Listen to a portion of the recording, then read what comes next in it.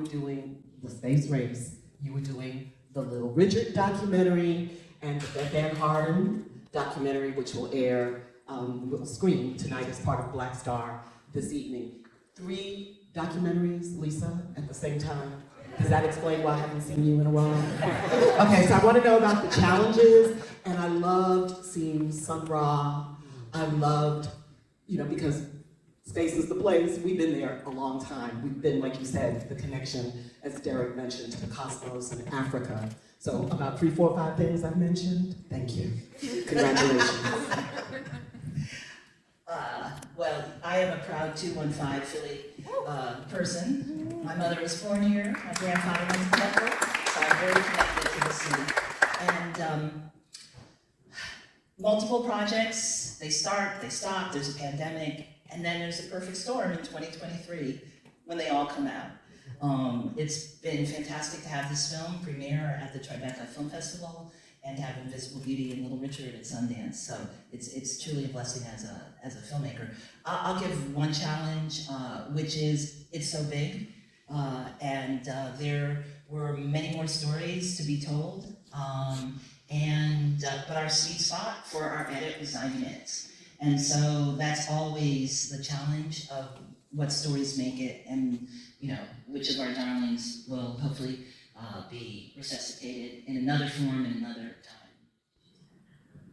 time. Thanks for the question.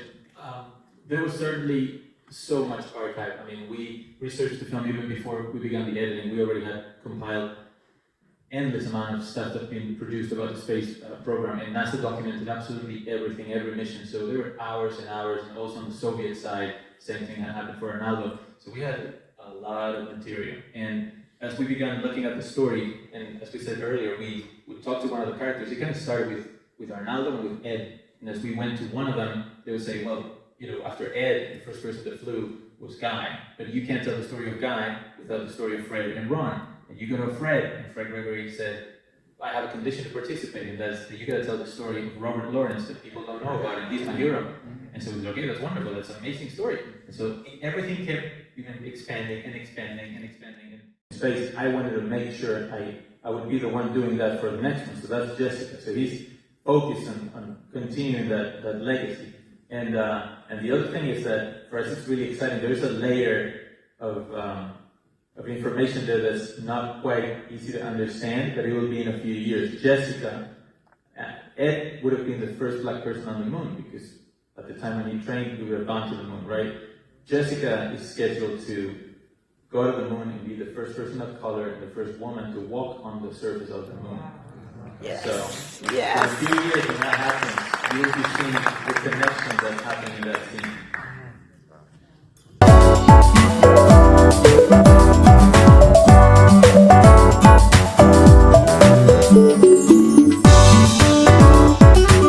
Accessible, but it's extremely enjoyable for him and people who reflect his experience.